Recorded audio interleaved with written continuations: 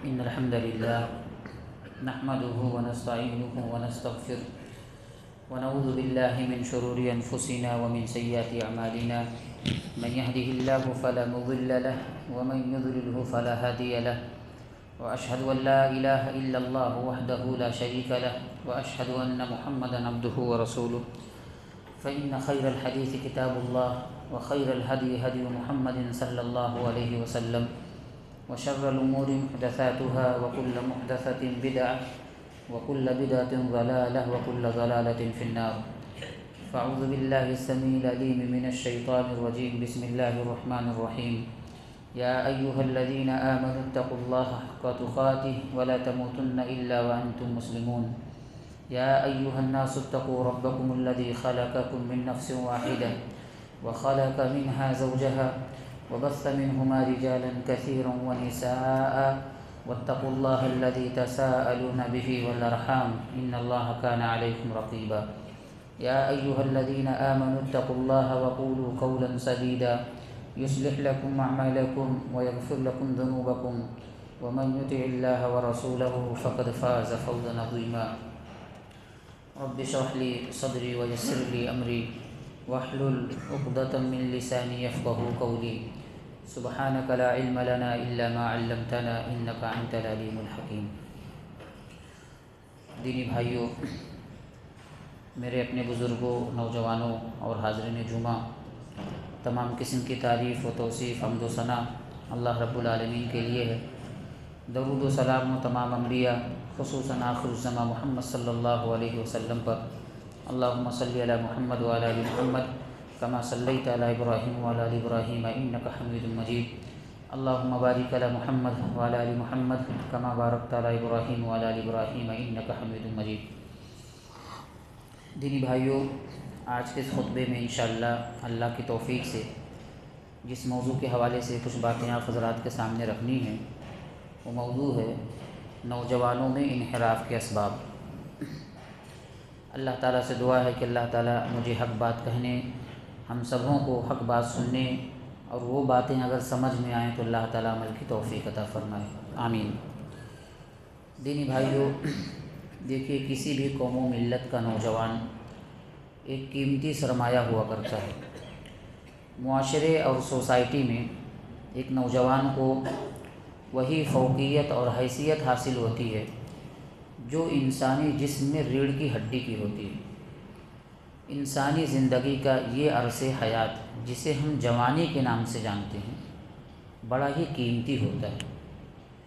انسانی زندگی کے کئی مراحل ہوتے ہیں. مثال کے طور پر بچپنا ہے، جوانی ہے، بڑھاپا ہے. لیکن یہ جوانی کا جو مرحلہ ہوتا ہے یہ بڑا قیمتی مرحلہ ہوتا ہے اور بڑا ہی پرخطر بھی.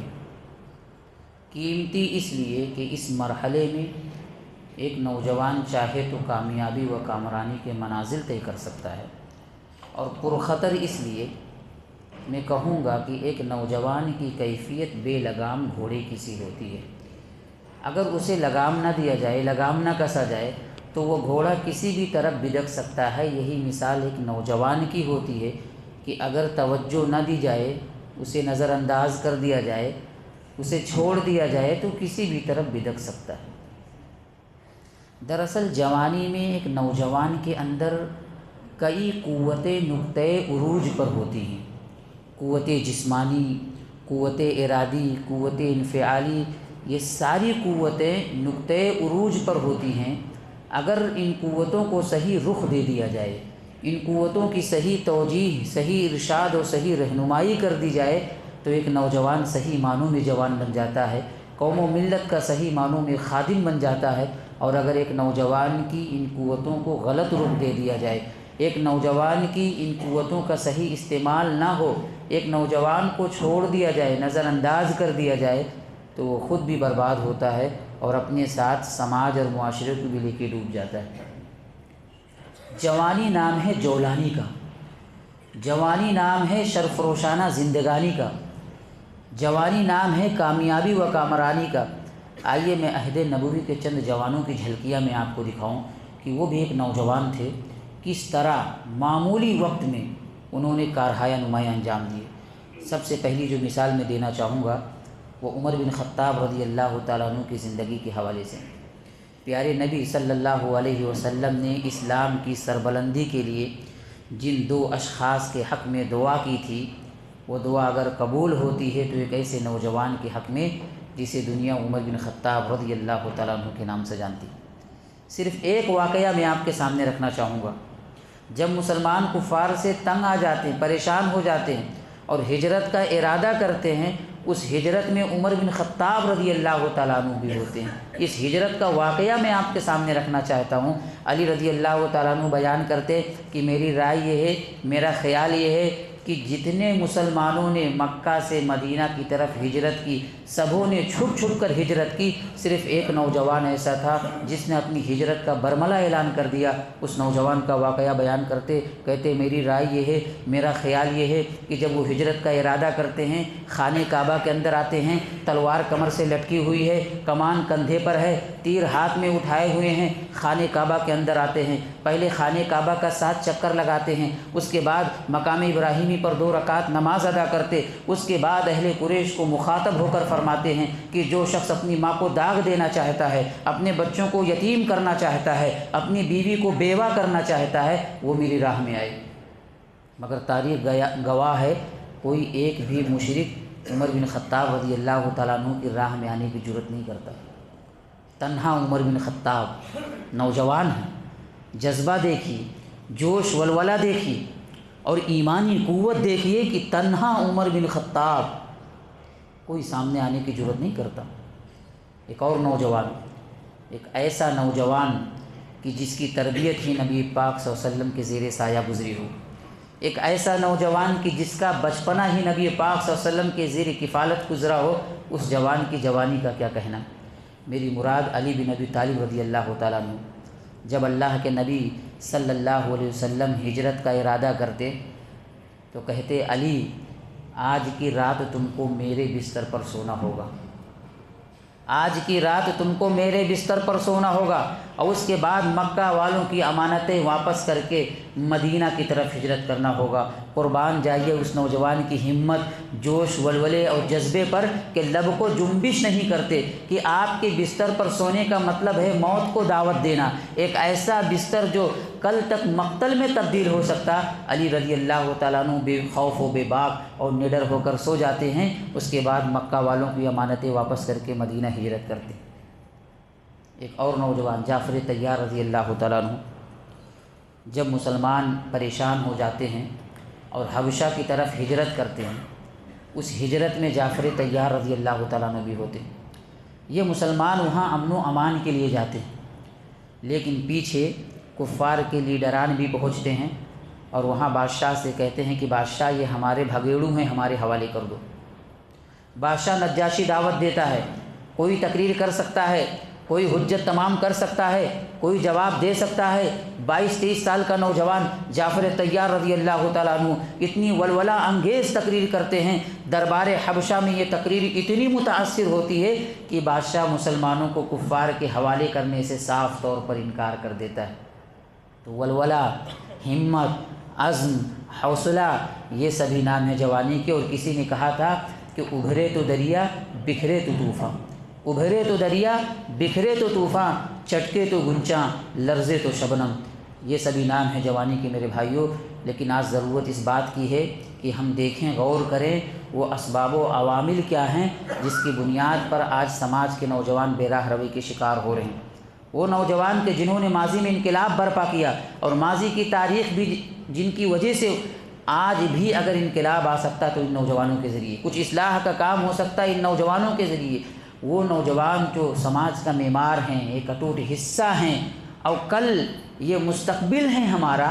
صورتحال یہ ہے میرے بھائیوں کہ دین سے اتنا دور، دین سے اتنا دور کہ بیسک چیزیں نہیں معلوم، ناپاک ہو جائیں، طہارت کیسی لی جائے نہیں جانتے، اسلام کی عظمت کیا ہے نہیں جانتے، یہاں تک کہ وہ کلمہ کہ جس کے ذریعے انسان اسلام میں داخل ہوتا ہے اس کے کیا مفاہیم ہیں، کیا تقاضے ہیں، آج کا نوجوان نہیں جانتا۔ میرے بھائیوں، کوئی بھی چیز کتنی عظیم ہی کیوں نہ ہو، جب تک اس سے متعلق علم نہ ہو، معرفت نہ ہو، آدمی اس کی حقیقت کو نہیں سمجھ سکتا۔ نوجوانوں کے انحراف کے اسباب میں سب سے بڑا اور اہم سبب قلت علم و بصیرت، اور علم سے مراد میری کتاب و سنت کا علم ہے۔ اللہ کے نبی صلی اللہ علیہ وسلم نے بیان فرمایا کہ طلب العلم فریضۃ علی کل مسلم، کہ ہر مسلمان چاہے وہ مرد ہو یا عورت ہو اس پر علم دین کا حاصل کرنا فرض ہے۔ کیا علم ہے جو سارے مسلمانوں پر فرض ہے؟ شارح نے اس حدیث کی شرح میں لکھا ہے کہ اتنا علم جس سے انسان اللہ کو پہچان سکے، نبی کو پہچان سکے، جو دین کی بنیادی تعلیمات ہیں، ارکان ایمان، ارکان اسلام، اتنا ہر مسلمان پر فرض ہے، ہر مسلمان پر۔ اور میرے بھائیوں، اس جملے کو میں بار بار کہوں گا کہ اتنا علم جس سے انسان اللہ کو پہچان سکے، نبی کو پہچان سکے، جو دین کی بنیادی تعلیمات ہیں، یہ ہر مسلمان پر فرض ہے، ہر مسلمان پر۔ آج ہم اپنے سماج کے نوجوانوں کا جائزہ لے لیں، پیشاب کا اسلامی طریقہ نہیں معلوم ہے، طہارت کیسے لیا جائے نہیں جانتے ہو، دین کی جو بنیادی تعلیمات۔ میرے بھائیوں، یہ اسلام، یہ دین، یہ کتنی بڑی دولت ہے، یہ کتنی عظیم نعمت ہے۔ جب تک اس سے متعلق علم نہ ہو، اسلام کی عظمت اور اسلام کی محبت دلوں میں نہیں بیٹھ سکتی، اور جب تک اسلام کی عظمت، اسلام کی محبت دل میں نہ ہو، آدمی آزاد ہے۔ ایک انسان ریسرچ کر کے، وہ پڑھ کر علم حاصل کرے، وہ مسلمان ہو، پھر اس کا اسلام آپ دیکھیں۔ اور ایک مسلمان جو مسلمان گھر میں پیدا ہو گیا، بس مسلمانوں کے ساتھ رہتا ہے، اس کا اسلام آپ دیکھیں۔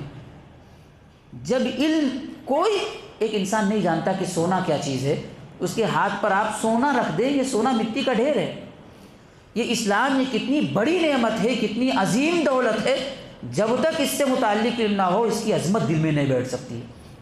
اور میرے بھائیو، ہم تو مسلمان ہیں، قدم قدم پر علم دین کی ضرورت ہے، قدم قدم پر علم دین۔ بغیر علم دین کے آپ ایک قدم بھی آگے نہیں بڑھا سکتے۔ انسان یوں تو آزاد ہے، جو کرنا چاہے، جہاں جانا چاہے، لیکن مسلمان ہونے کی وجہ سے قدم قدم پر علم دین کی ضرورت۔ بغیر علم دین کے آدمی ایک قدم بھی آگے نہیں بڑھا سکتا۔ میں آپ کے سامنے ایک واقعہ رکھوں، ایک ایسا واقعہ جو تقریباً احادیث کی تمام کتابوں میں موجود ہے، اس کا خلاصہ میں آپ کے سامنے رکھتا ہوں۔ آپ دیکھیں کہ علم کی کتنی ضرورت ہے۔ بنو اسرائیل کا ایک تاجر تھا، بڑا بزنس مین، جس کاروبار میں ہاتھ ڈالتا تباہ و برباد ہو جاتا۔ وہ پریشان ہو گیا، ایک عالم دین کے پاس جا کر اس نے مسئلہ معلوم کیا کہ میں کیا کروں، جو بھی کام شروع کرتا ہوں برباد ہو جاتا ہوں۔ انہوں نے کہا، دیکھو، تم اللہ کے ساتھ تجارت کرنا شروع کر دو، تمہاری تجارت میں کبھی نقصان نہیں۔ اس نوجوان کے سمجھ میں بات آ گئی، اور اس دور میں جو عبادت کا طریقہ رائج تھا کہ لوگ پہاڑوں پہ چلے جاتے، جنگلات میں چلے جاتے اور وہاں اللہ کی عبادت میں مشغول ہو جاتے۔ وہ نوجوان گھر کو چھوڑا، ماں کو چھوڑا، اور ایک پہاڑ پر جا کر گھر بنا کر اللہ کی عبادت میں مشغول ہو گیا۔ ماں بیچاری، اکلوتا بیٹا، اس قدر غائب ہو گیا کہ نہ جانے کی خبر دی اور نہ پہنچ جانے کی خبر دی کہ فلاں مقام پر آرام و سکون کے ساتھ ہوں۔ بچے کی محبت میں، اس کے پیار میں اسے تلاش کرتے ہوئے باہر نکلتی ہے اور لوگوں سے پوچھتی ہے کہ میرے بیٹے جریج کو دیکھا؟ لوگوں نے کہا کہ ادھر سے جاتے ہوئے دیکھا گیا، لیکن آتے ہوئے نہیں دیکھا گیا۔ وہ ماں بیچاری بچے کی محبت میں، اس کے پیار میں اسے تلاش کرتے ہوئے، ڈھونڈتے ہوئے اس مقام تک پہنچ جاتی جہاں وہ اللہ کی عبادت میں مشغول ہوتے ہیں۔ وہ دروازہ کھٹکھٹاتی، یا جریج، یا جریج۔ جریج کہتے، اللہم امی و صلاتی، اللہ میں کیا کروں، بڑا برا پھنسا، ماں کی پکار سنوں یا عبادت جاری رکھوں؟ پھر ان کو خیال آیا کہ ماں تو آتی جاتی رہے گی، رب مل گیا تو سب کچھ مل گیا۔ میرے بھائیو، یہ ہے جہالت۔ اللہ کے نبی صلی اللہ علیہ وسلم یہ واقعہ بیان کر رہے ہیں اور زاروں کتار رو رہے ہیں، اور آپ فرمائے جا رہے ہیں کہ ماں کی ممتا دیکھیے، ماں کی محبت دیکھیے، اور نافرمان بچے کی جہالت دیکھیے۔ ماں بیچاری مایوس ہو کر واپس آ گئی، لیکن ماں کی ممتا، ماں کی محبت اور اولاد کے حوالے سے ایک ماں کے دل میں اللہ نے جو جذبہ رکھا، ہر انسان محسوس نہیں کر سکتا۔ بچے کی محبت میں پھر جاتی ہے اور دروازہ کھٹکھٹاتی، یا جریج، یا جریج۔ جریج کہتے، اللہم امی و صلاتی، اللہ میں کیا کروں؟ ماں بیچاری مایوس ہو کر پھر واپس آ جاتی۔ پہلی مرتبہ گئی، واپس آئی، پھر گئی، پھر واپس آ گئی، لیکن ماں کی ممتا، ماں کی محبت اور اولاد کے حوالے سے اللہ نے ایک ماں کے دل میں جو دل رکھا، جو جذبہ رکھا، جو احساس رکھا، جو تڑپ رکھا، جو محبت رکھی، ہر انسان اسے محسوس نہیں کر سکتا۔ بچہ کیسا بھی کیوں نہ ہو، کتنا زیادہ نافرمان کیوں نہ ہو، کتنا برا کیوں نہ ہو، ماں کی ممتا، ماں کی محبت اور اولاد کے حوالے سے ماں کے دل میں اللہ نے جو جذبہ رکھا، جو پیار رکھا، جو محبت رکھی، ہر انسان اسے محسوس نہیں کرتا۔ پھر تیسری مرتبہ جاتی، یہ ہمت دیکھیں، یہ ماں کی ممتا دیکھیں، یہ ماں کی محبت دیکھیں۔ تیسری مرتبہ جاتی ہے اور دروازہ کھٹکھٹاتی، یا جریج، یا جریج۔ جریج کہتے ہیں اللہم امی و صلاتی، اللہ میں کیا کروں، بڑا برا فصل۔ ماں کا دل ٹوٹ جاتا ہے، ماں کا دل دکھ جاتا ہے، اور دل دکھی ماں کے منہ سے بد دعا نکلتی کہ رب العالمین جب تک یہ نافرمان بچہ کسی زانیہ اور فاحشہ عورت کا منہ نہ دیکھ لے تب تک اسے موت نہ دینا۔ اور آپ جانتے ہیں میرے بھائیو، اللہ کے نبی کی حدیث ہے، آپ نے بیان فرمایا کہ 3 لوگ ایسے ہیں کہ اگر بد دعا کے لیے ہاتھ اٹھا دیں تو اللہ تعالیٰ فوراً ان کی بد دعا کو قبول کر لیتا۔ ایک ماں کی بد دعا اولاد کے حق میں، ایک مسافر کی بد دعا، ایک مظلوم کی بد دعا۔ پیارے نبی نے بیان فرمایا کہ یہ 3 لوگ ایسے ہیں کہ اگر بد دعا کے لیے ہاتھ اٹھا دیں تو رب العالمین فوراً ان کی بد دعا کو قبول کر لیتا۔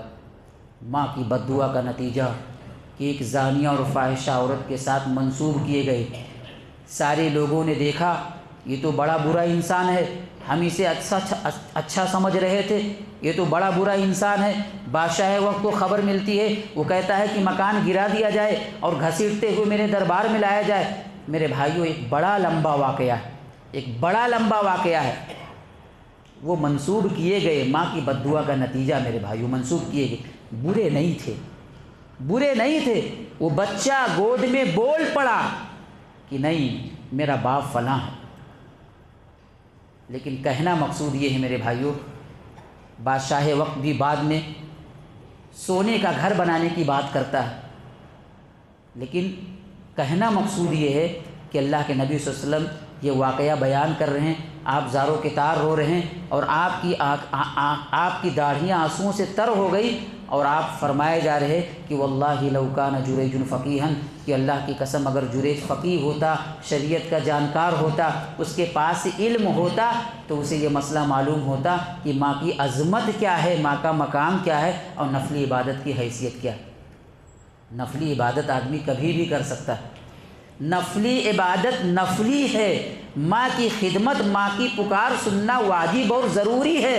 اسے یہ مسئلہ معلوم ہوتا کہ ماں کی عظمت کیا ہے، ماں کا مقام کیا ہے، اور نفلی عبادت کی حیثیت کیا ہے۔ نفلی عبادت چھوڑ کر ماں کی خدمت کرنی ہے اور ماں کی پکار کو سننا ہے۔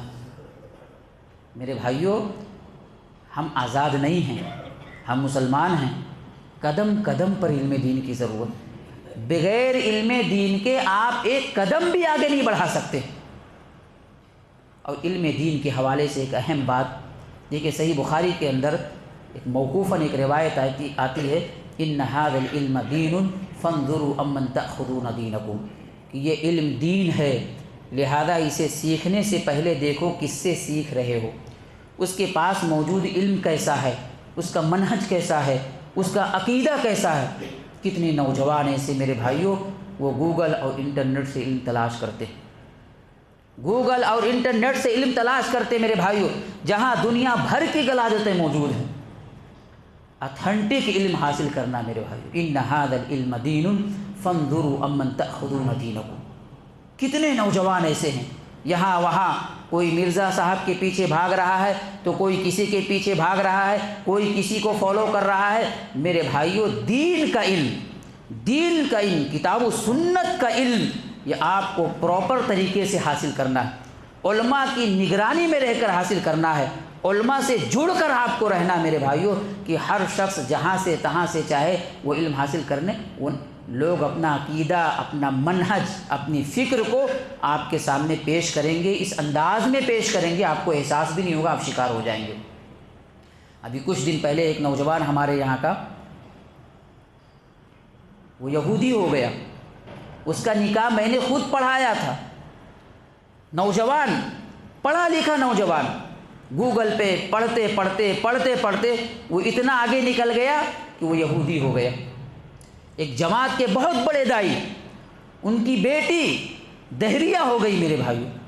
یہ اچھے پڑھے لکھے لوگوں کی بات میں کر رہا ہوں، کتنے نوجوان ایسے میرے بھائیوں۔ یہ علم، اس کو حاصل کرنے کے جو اصول اور ضابطے جو ہیں، اور ہر کوئی علم کی بات کرتا ہے، ہر کوئی دلائل کی بات کرتا ہے، آپ کو کیسے سمجھ میں آئے گا؟ آپ کو کیسے سمجھ میں آئے گا میرے بھائیوں؟ یہ تمیز کرنا، یہ فرق کرنا، یہ بہت مشکل امر ہے، ہر شخص نہیں کر سکتا۔ اس لیے اپنے علماء سے جڑ کر رہیں، اپنے علماء کی نگرانی میں حاصل کریں، اور کتاب و سنت سے جڑنے کی کوشش کریں، صحیح اور اتھینٹک جو علم ہے اس کو حاصل کرنے کی کوشش کریں۔ ہماری آنکھوں کے سامنے کتنے نوجوان برباد ہو رہے ہیں میرے بھائی، کتنے نوجوان جذباتی ہو رہے ہیں، کتنے نوجوان جذباتی نعروں کے پیچھے اور پرفریب نعروں کے پیچھے بھاگ رہے ہیں، اور وہ ان کے شکار ہو رہے ہیں۔ اسی طریقے سے نوجوانوں کے انحراف کے اسباب میں ایک اہم سبب رفقائے سو، برے دوستوں کی صحبت۔ اس میں کوئی شک نہیں کہ تعلقات کی بڑی اہمیت، لیکن تعلقات کیسے لوگوں کے ساتھ ہو، ہمارا اٹھنا بیٹھنا کیسے لوگوں کے ساتھ ہو، ہمارا معاملہ کیسے لوگوں کے ساتھ ہو، یہ بڑا اہم مسئلہ ہے۔ اللہ کے نبی صلی اللہ علیہ وسلم نے بیان فرمایا کہ کل مولود یولد علی الفطرہ فابواہ یہودانہ او ینصرانہ او یمجسانہ، کہ ہر بچہ جو پیدا ہوتا وہ فطرت اسلام پر پیدا ہوتا، لیکن گھر کا جو ماحول ہوتا، سماج کا جو ماحول ہوتا، وہ بچہ اسی میں رنگ جاتا ہے، وہ بچہ اسی میں رنگ جاتا ہے۔ ایک بچہ پیدا ہو، آپ اسے ایک کمرے میں رکھیں، ضروریات زندگی سے متعلق تمام چیزیں آپ وقت پہ دیں، 20 سال کے بعد بھی آپ باہر نکالیں، اس کو نہیں معلوم کہ اس کی ماں کون ہے، اس کا باپ کون ہے۔ دراصل ایک بچہ جب سماج میں آنکھیں کھولتا ہے، اس کے سامنے جو حرکات و سکنات ہوتے ہیں وہ دیکھتا ہے، اور ایک دن وہ بھی آتا ہے کہ وہ کرنے کی کوشش کرتا ہے، اس کا شکار ہو جاتا ہے۔ سماج کا اور ماحول کا اثر براہ راست ہوتا ہے۔ کوئی بھی برائی جب ایک سماج میں عام ہو جاتی ہے اور ہر طرح کے لوگ اسے کرتے ہیں، برا لوگ نہیں خیال کرتے، تو اس کا اثر ہوتا ہے، وہ براہ راست ہوتا ہے۔ ہم دیکھتے ہیں کہ چوراہے پر ایک انسان زنا نہیں کرتا، کیوں؟ کیونکہ وہ جانتا ہے یہ غلط ہے، وہ جانتا ہے کہ میں لوگوں کی نگاہوں میں گر جاؤں گا، لوگ مارنے کے لیے دوڑیں گے، ایک انسان نہیں کرتا۔ لیکن بعض مقامات ایسے ہیں کہ انسان قصداً اس کام کے لیے وہاں جاتا ہے، کیونکہ وہ جانتا ہے کہ یہ اسی لیے ہے، اور یہاں جتنے لوگ آئے ہیں اسی کام کے لیے آئے ہیں، اسی کام کے لیے آئے ہیں۔ تو جب سماج میں برائی عام ہو جاتی ہے، بے حیائی عام ہو جاتی ہے، اور سارے لوگ کرتے ہیں، دھڑلے سے کرتے ہیں، گناہوں کا احساس نہیں ہوتا ہے، تو ہر انسان ہمت کرتا اور اتنا کرتا، پھر اس کا اسیر ہو جاتا ہے، عادی ہو جاتا ہے، اور پھر وہ گناہوں میں لت پت ہو جاتا ہے۔ سماج کے غیور مسلمانوں کی یہ ذمہ داری ہے کہ وہ سماج کو برائیوں سے پاک رکھنے کی کوشش، ایک اچھا اور مسلم سماج بنانے کی کوشش کرے۔ خاص طور سے ممبئی کے علاقہ، نہ جانے کہاں کہاں سے لوگ آباد ہیں، ہر طرح ہر علاقے کے رواج کو اور ہر علاقے کے افکار و خیالات ایک جگہ جمع ہو گئے ہیں۔ اگر یہاں بچوں پر توجہ نہ دی جائے، بچہ کسی کے ساتھ بھی جائے، کہیں بھی جائے، کیسا بھی رہے، تو یہاں بگڑنے کے چانسز زیادہ ہوتے ہیں میرے بھائی۔ اور صرف ایسا نہیں کہ دنیا میں نقصان، آخرت میں بھی اس کا بڑا نقصان ہے۔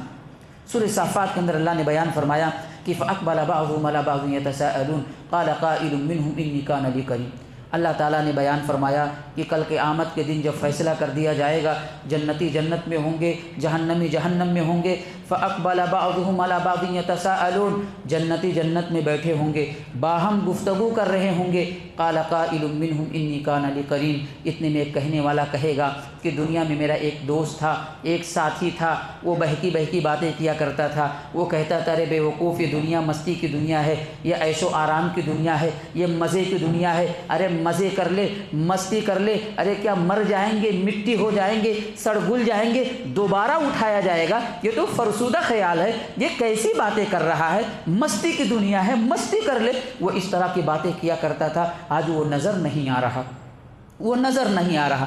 لوگ کہیں گے کہ یہاں نظر نہیں آ رہا، ممکن ہے وہ جہنم میں ہو، فاطلع فرآہ فی سواء الجحیم، جہنم میں جھانک کر دیکھیں گے وہ بیچوں بیچ میں جل رہا ہوگا۔ قال تاللہ ان کدت لتردین ولولا نعمت ربی لکنت من المحضرین، وہ کہے گا اللہ تیرا شکر ہے، اللہ تیرا احسان ہے کہ دنیا میں اس کی باتوں پر کان نہیں دھرا، اس کے مطابق اگر میں بھی چلا ہوتا، اس کی باتوں میں آیا ہوتا تو آج جو اس کا انجام ہے وہی انجام میرا بھی ہوتا۔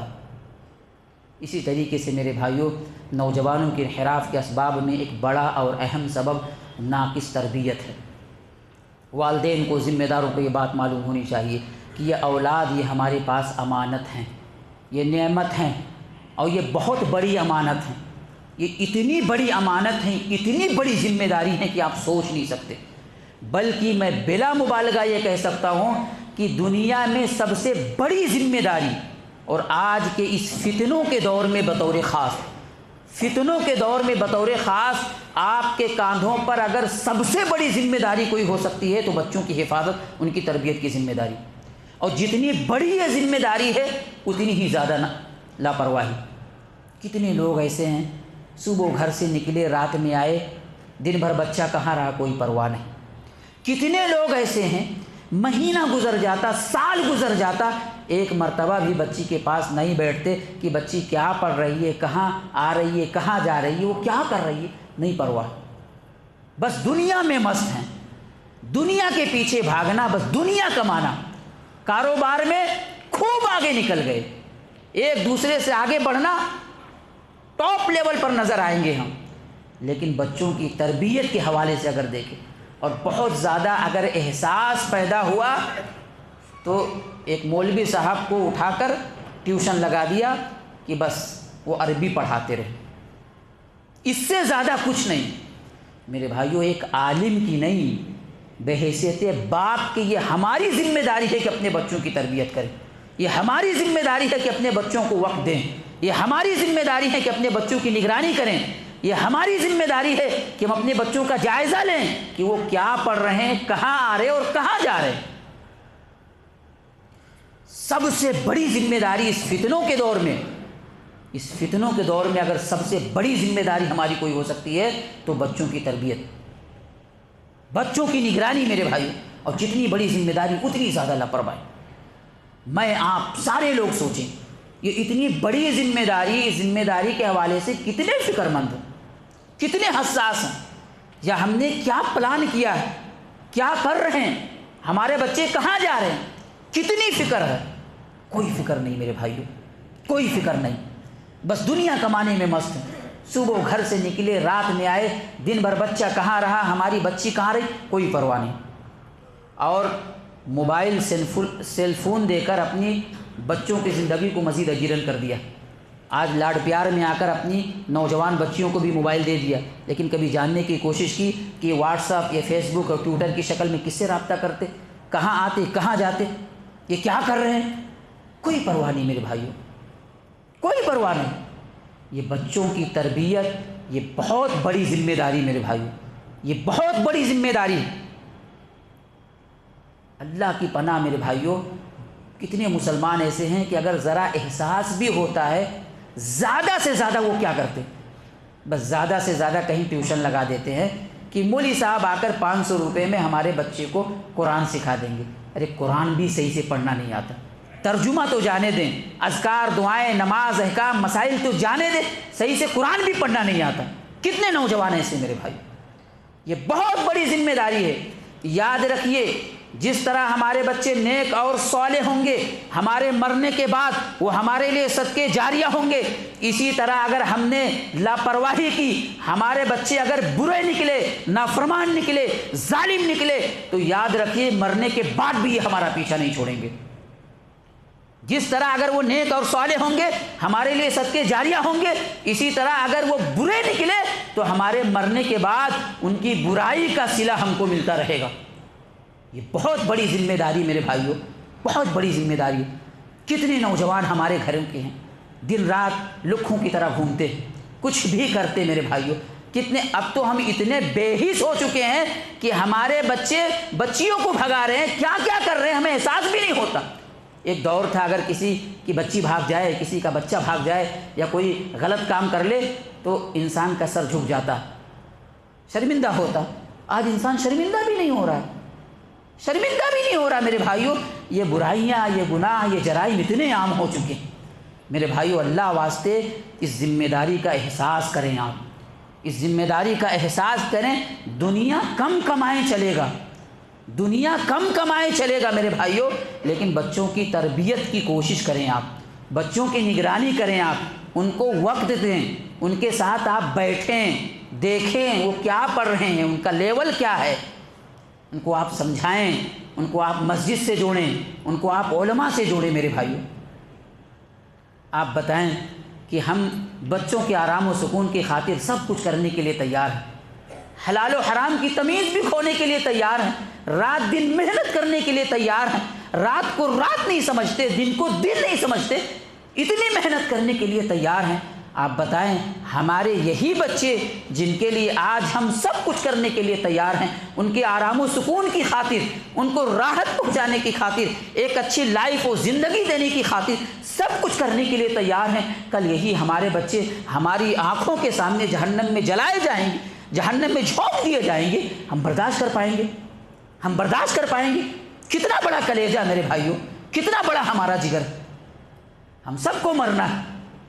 ہمارے بچے کہاں ہیں، کس جگہ پہ ہیں، قرآن پڑھنا آتا نہیں آتا، نماز کا طریقہ آتا یا نہیں آتا، نماز پڑھنے آتے بھی نہیں آتے، جمعہ میں آتے بھی نہیں جاتے، ہم سب جانتے، ہم سب جانتے میرے بھائیوں.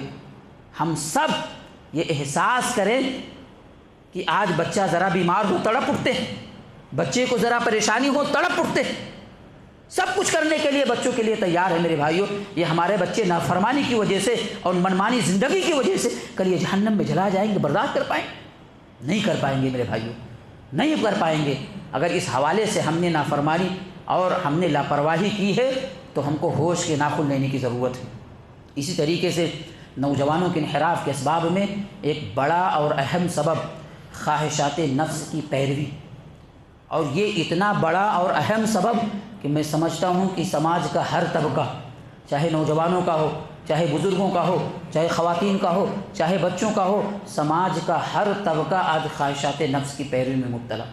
اور شاید آپ کو نہیں معلوم کہ خواہشات نفس کی پیروی یہ اپنے آپ کو معبود بنا دینے کے مترادف ہے، یہ اپنے آپ کو معبود بنا دینے کے مترادف ہے. اللہ رب العالمین نے بیان فرمایا کہ افرأیت من اتخذ الہہ ہوا، اے نبی پاک صلی اللہ علیہ وسلم آپ کی کیا رائے ہے، آپ کا کیا خیال ہے ان لوگوں کے تعلق سے کہ جنہوں نے اپنے آپ کو معبود بنا لیا ہے، اپنی منشا اور اپنی چاہت کو معبود بنا دیا ہے. رب کی چاہت کیا ہے، نبی کی تعلیم کیا ہے اور آپ کا حکم کیا ہے، کوئی پرواہ نہیں. انسان وہی کچھ کرتا جو اس کا دل چاہتا ہے. افرأیت من اتخذ الہہ ہوا، اے نبی پاک صلی اللہ علیہ وسلم آپ کی کیا رائے ہے ان لوگوں کے تعلق سے کہ جنہوں نے اپنی خواہش کو، اپنی مرضی کو معبود بنا لیا. آپ سوچیں میرے بھائیوں، ایک مسلمان کلمہ گو، اللہ پر ایمان لانے والا، نبی کی رسالت پر ایمان لانے والا، اللہ سے محبت کرنے والا، زندگی میں اتنا آگے نکل جائے کہ نبی کی چاہتوں کا خیال نہ ہو، رب کی مرضی اور منشا کا خیال نہ ہو اور اپنی چاہت کے مطابق زندگی گزارے. بطور خاص نوجوانوں کو آپ دیکھیں میرے بھائیوں، آج کا نوجوان اگر بال رکھتا تو نہیں دیکھتا کہ نبی کی چاہت کیا ہے، منمانی. آج کا نوجوان اگر کپڑا پہنتا تو نہیں دیکھتا کہ نبی کی سنتیں کیا ہے، آپ کی تعلیم جیسا دل چاہتا. آج کا نوجوان اگر دوست بناتا تو یہ نہیں دیکھتا کہ نبی نے اس تعلق سے کیا تعلیم دی ہے، مرضی کے مطابق. آج کا نوجوان جو کچھ کرتا، حتیٰ کہ آج کا نوجوان اگر داڑھی بھی رکھتا تو نہیں دیکھتا کہ نبی کی سنت کیا ہے، اپنی مرضی کے مطابق. داڑھی کو بھی فیشن بنا لیا. ہم اور آپ اپنی زندگی کا جائزہ لیں. اس حوالے سے بطور خاص میرے بھائیوں، ہر نوجوان اسے نہیں معلوم یا اسے کوئی خیال نہیں ہے کہ نبی کی چاہتیں کیا ہے یا اللہ ہم سے کیا چاہتا ہے، کوئی پرواہ نہیں. میرے بھائیوں ہم مسلمان ہیں اور مسلم عربی میں اس اونٹ کو کہا جاتا کہ جس کے ناک میں نکیر ہو اور وہ رسی اس کے مالک کے ہاتھ میں ہو کہ وہ مالک اسے جدھر موڑنا چاہے. یعنی وہ آزاد نہیں ہے زندگی کے کسی بھی موڑ پر، جو کرنا چاہے جہاں جانا چاہے نہیں جا سکتا ہے، وہ آزاد نہیں ہے. یہی مثال ایک مومن ایک مسلمان کی ہوتی کہ زندگی کے کسی بھی موڑ میں، چاہے وہ گھر پر ہو، باہر ہو، کاروبار کا معاملہ ہو، شادی بیاہ کا معاملہ ہو، زندگی کے کسی بھی موڑ پر وہ آزاد نہیں ہے، وہ جو کرنا چاہے نہیں کر سکتا ہے. دیکھیں ایک مسلمان اگر شادی کرتا تو نہیں دیکھتا کہ نبی کی سنتیں کیا ہے، آپ کی چاہت کیا ہے۔ ایک مسلمان اگر شادی کرتا تو نہیں دیکھتا کہ نبی کی چاہت کیا ہے، آپ کی سنت کیا ہے، آپ کی تعلیم کیا ہے۔ ایک مسلمان وہی کچھ کرتا جو دل چاہتا ہے۔ آج کی خاتون یہ نہیں دیکھتی کہ نبی کی چاہت کیا ہے، نبی کی تعلیم کیا ہے، وہی کچھ کرتی جو دل چاہتا ہے۔ اللہ کے نبی صلی اللہ علیہ وسلم کی یہ چاہت کہ ایک خاتون باہر نکلے تو پردے کے ساتھ نکلے، لیکن ایک خاتون کی چاہت نہیں، پردہ ہوگا تو حسن کا دیدار کیسے ہو۔ میرے بھائیوں، نبی کی چاہت دم توڑ دیتی، وہی ہوتا جو خاتون چاہتی۔ نبی کی چاہت یہ ہے کہ معاملات میں صفائی ہو، جھوٹ نہ ہو، فراڈ نہ ہو، دھوکہ نہ ہو۔ لیکن ایک مسلمان یہ سوچتا ہے، اس کی چاہت یہ سوچتا ہے، خیال کہ اگر فراڈ نہ کیا جائے، دھوکہ نہ دیا جائے تو ہم آگے نہیں بڑھ پائیں گے۔ نبی کی چاہت دم توڑ دیتی میرے بھائیوں، وہی ہو رہا جو ایک مسلمان چاہ رہا ہے۔ میرے بھائیوں یاد رکھیں، اگر ہم نے کلمہ پڑھا ہے، اگر ہم اللہ پر ایمان لائے ہیں، نبی کی رسالت پر ایمان لائے ہیں، تو زندگی کے کسی بھی موڑ پر ہم آزاد نہیں ہیں۔ ہم جیسا کاروبار کرنا چاہیں، جیسا لین دین کرنا چاہیں، جیسا شادی بیاہ کرنا چاہیں، جس طرح کے معاملات کرنا چاہیں، نہیں کر سکتے ہیں، نہیں کر سکتے ہیں۔ اور اگر آپ اپنے آپ کو آزاد سمجھتے ہیں، جو کچھ کرنا چاہتے ہیں اور کر رہے ہیں، اور نبی کی چاہتوں کا خیال نہیں ہے، اللہ کی منشا کے خیال نہیں ہے، اور منمانی زندگی گزار رہے ہیں، اپنی منشا کے مطابق زندگی گزار رہے ہیں، تو اللہ کی وعید کو یاد رکھیں۔ اللہ نے فرمایا فَرَأَيْتَ مَنِ اتَّخَذَ إِلَٰهَهُ هَوَاهُ، اے نبی پاک صلی اللہ علیہ وسلم، آپ کا کیا خیال ہے ان لوگوں کے تعلق سے کہ جنہوں نے اپنی خواہش کو معبود بنا لیا، اپنی خواہش کو معبود بنا لیا ہے۔ اللہ کے ہوتے ہوئے، معبود برحق کے ہوتے ہوئے، ایک مسلمان اپنی خواہش کو معبود بنا لے، اپنی مرضی کو معبود بنا لے، اپنی مرضی کے مطابق زندگی گزارے، یہ بہت بڑی بات ہے میرے بھائیوں۔ ہم اور آپ کو اپنی ایمان کا جائزہ لینا چاہیے اور خیر منانا چاہیے۔ اللہ تعالیٰ سے دعا ہے کہ اللہ تعالیٰ دین کی صحیح سمجھ عطا فرما۔ اللہ تعالیٰ سے دعا ہے کہ اللہ تعالیٰ، ہم گنہگار ہیں، خطا کار ہیں، پر تیرے بندے اللہ تعالیٰ تو ہماری مغفرت فرما۔ اللہ تعالیٰ تو اسلام کی عظمت کو، نبی کی محبت کو، اور آپ کی لائی ہوئی تعلیمات اور شریعت کی عظمت کو اللہ ہمارے دلوں میں بٹھا دے۔ اللہ تعالیٰ ہمیں بچوں کی صحیح اصلاح اور تربیت کی ہمیں توفیق عطا فرما۔ اللہ تعالیٰ ہم میں جو بھائی مقروض ہیں، قرض دار ہیں، ان کی قرض کی ادائیگی کا ذریعہ پیدا فرما۔ اللہ تعالیٰ جو بھائی بیمار ہیں انہیں شفائے کلی نصیب فرما۔ اللہ تعالیٰ ہم مسلمانوں کو اتحاد کے ساتھ، محبت کے ساتھ، اخوت کے ساتھ زندگی گزارنے کی توفیق عطا فرما۔ اللہ تعالیٰ تو ہمارے دلوں میں انسانیت ڈال دے، انسانیت کے عناصر پیدا فرما، اور اللہ تعالیٰ ہم جب تک زندہ رہیں اسلام پر زندہ رہیں، اور جب ہماری موت ہو تو ایمان کی حالت میں ہو۔ آمین وآخر دعوانا الحمدللہ رب العالمین۔